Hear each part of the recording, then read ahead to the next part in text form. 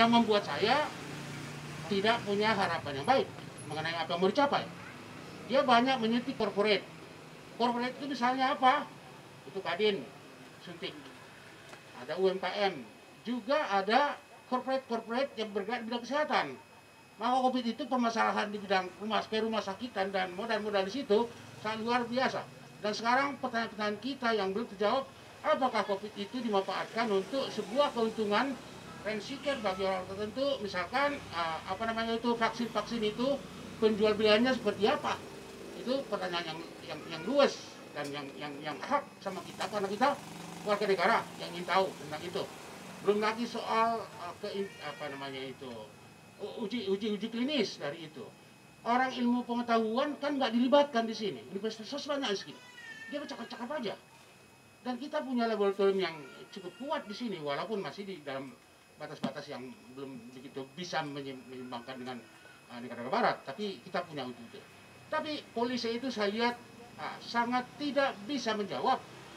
Padahal daerah tidak punya kewenangan untuk mencari uang. Hanya pusat yang menciptakan uang. Dia yang mencari uang dan sebagainya. Dengan cara apa? Banyak.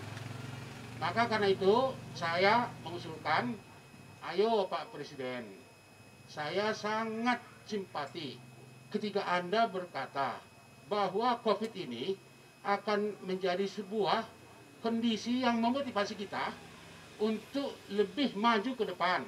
Kita anggap ini tantangan yang betul-betul bisa mengasah intelektual kita, kegairahan kita, dan cita kita untuk mengatasi permasalahan. Sehingga nanti pasca COVID ini, kita malah big jumps, lompatan besar, yang melebihi kondisi-kondisi kita sebelum-sebelum ini. Saya setuju. Tapi dengan cara apa? Daerah-daerah harus disuntik. Saya usulkan. Setiap daerah kasih dia, kabupaten kota, 5-7 triliun rupiah. Dan itu digunakan untuk proyek-proyek infrastruktur yang padat karya. Jumlah pengangguran saya cek Agustus yang dilaporkan November oleh BPS 9,7 juta. Bulatkan aja 10 juta. Ya, 10 juta. Beri 10 juta itu uang 2,5 juta per bulan karena dia dipekerjakan di proyek infrastruktur tadi itu. Jadi ada dana yang harus dibagikan ke rakyat, penganggur, itu disebut dengan last resort. Saya dosen nggak usah ikut di situ karena saya punya pekerjaan. Nah, Siahaan juga nggak usah karena dia toke di sini. Tapi anak buah Siahaan ada 10. Aku keluar dulu Bang dari literasi, bekerja dulu di sektor yang disediakan oleh Pak Jokowi di proyek infrastruktur. Proyek infrastruktur tidak seperti yang dikelola Pak Luhut itu, yang dibawa dari Cina, pakunya dari Cina, orangnya dari Cina, orangnya dari Cina. Kita nggak tahu apa-apa. Heran kita, tanah pun kita udah dijual. Kurang lebih begitu ya. Begitu. Sebetulnya ini bisa diadvokasi Pak Luhut ini. Misalnya di Toba sekarang, semua lahan yang dikuasai itu, silakan aja Pak, mau hancur, ayo bersama hancur. Tetapi stakeholdernya adalah rakyat. Rakyat di situ ikut memiliki perusahaan. Kan tanah dia, tanah opung dia, hitung berapa harganya, maka dia pun, rakyat itu akan ikut memiliki. Sekarang enggak, macam-macam, si Gapiton itu berdarah-darah, gak ada yang peduli. Dan literasi diam juga, oh sudah pernah di sini. Bicara literasi sudah pernah, saya bicara sudah. Nah kira begitu, uang tidak ada, tapi ingin selamat. Polisi negara lebih condong kepada corporate. Bayangkan aja, korporasi itu dikasih uang seberapa, dia berproduksi, siapa yang beli? The real problem is rakyat tidak punya daya beli. Kalau rakyat punya daya beli, itu akan menjadi mesin ekonomi yang berputar begitu rupa. Karena itu, rakyat harus diberi pekerjaan, alokasikan 10 juta kali 2,5 juta, paling 300 triliun untuk, ada 3.000 triliun untuk 12 bulan, 1 tahun. Kasihkan ke rakyat itu, sehingga berputar ekonomi. Mau UMKM akan hidup lagi, mau corporate apapun akan hidup lagi. Dan pertanyaannya, apakah ada otoritas untuk mencetak uang? Kan negara sudah berhasil mengambil mandat dengan perpu yang sudah diundangkan dia boleh merumuskan anggaran untuk 3 tahun ke depan tanpa mengindahkan klausul-klausul aturan lama. Mau berapa juga bisa uang dibikinnya.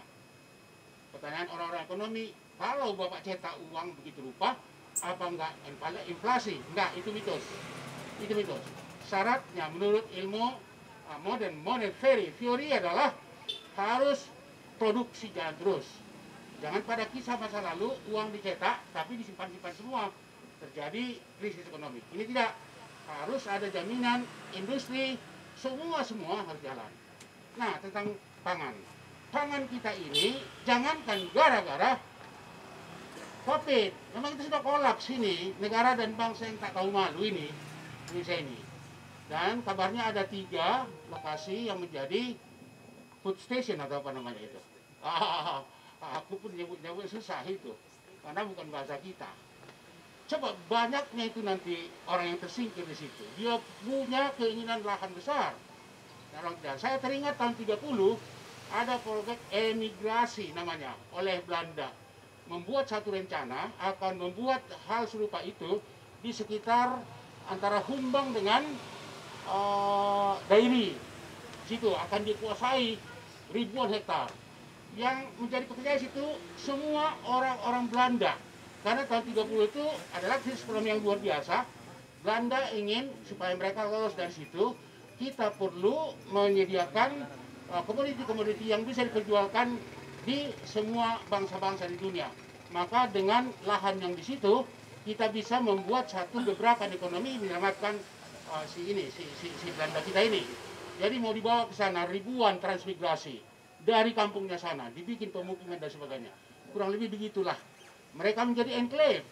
Nah, yang bermarga nggak boleh di situ. Mungkin kita jadi satpam aja di situ. Sama seperti yang sekarang. Gaya pikirnya itu. Ke depan harus kita sarankan secara kuat. Ingat itu, bagaimana caranya. Dimanapun proyek mau kau buka, silakan buka. Tapi pemilik proyek itu, di samping pemodal, juga rakyat yang ada di situ. Karena tanah opung dia di situ. Kalau misalnya tanah opungnya itu dihargai 5 triliun. Sedangkan modal yang datang itu adalah 10 triliun. Berarti sekitar sekian persen adalah milik rakyat. Bagaimana caranya? Data semua orang, maka dia punya saham di situ, saham di situ. Setiap bulan dia akan menerima keuntungan dari perusahaan itu. Itu model manusia Indonesia yang merdeka dan begitu maju. Kalau yang sekarang ini masih kolonialistik. Saya tidak simpati begitu. Sementara itu dulu semacam pengantar dari saya. Terima kasih. Oke, kita plus dulu untuk Bang Saibul. Menarik memang, ada beberapa poin penting yang saya catat. Tadi di awal Bang Saibul menyampaikan bahwa dunia akan akan kolaps, beliau katakan, karena adanya pergeseran dan perubahan norma terkait sosial politik yang di mana itu adalah dampak dari adanya COVID-19. Lalu beliau juga tadi sudah menjelaskan bagaimana hari ini kita sangat minim ya dalam mereformulasi penanganan COVID-19, khususnya ini menjadi PR penting bagi pemerintah provinsi dan juga pemerintah kota. Beliau juga tadi sampaikan ada redistribusi yang tidak berjalan dengan baik karena mungkin tidak transparan dan tidak partisipatif dalam prosesnya. Lalu terakhir beliau juga sampaikan, ini juga sangat menarik, saya pikir harusnya dengan angka pengangguran yang tinggi, ya kan, dan juga proyek infrastruktur maupun proyek strategis nasional ini harusnya bisa disinkronisasi dalam meminimalisir angka pengangguran dengan cara melibatkan pengangguran kita atau angka pengangguran ini terlibat di dalam sebagai pekerja dalam proses pembangunan infrastruktur hari ini. Menarik, itu mungkin di awal yang disampaikan sama Bang Saibul Ansor. Mungkin selanjutnya ada Bang Timan yang juga bisa memberikan analisis maupun perspektifnya terkait dengan tema yang ingin kita diskusikan malam ini. Waktu dan tempat untuk Bang Timan, saya persilakan. Baik, terima kasih kepada moderator. Assalamualaikum warahmatullahi wabarakatuh. Selamat malam dan salam sejahtera bagi kita semua. Kan nama saya Diman, saya pengikut Mil Abraham, tapi tidak kita bahas Mil Abraham itu apa, karena topik pada malam hari ini ya pandemi, ekonomi dan pangan. Nah, tentu saja tadi banyak informasi yang Bang Sohibul terkait perkembangan yang sudah dirasakan baik di skala nasional maupun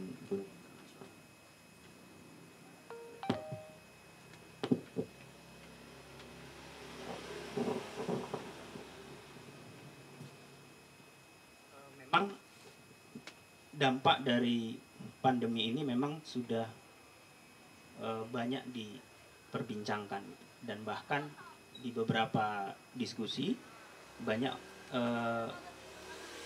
yang menyimpulkan di mana peran agama di dalam menangani pandemi, karena banyak orang mengatakan bahwa agama tidak punya kontribusi terhadap persoalan itu. Jadi memang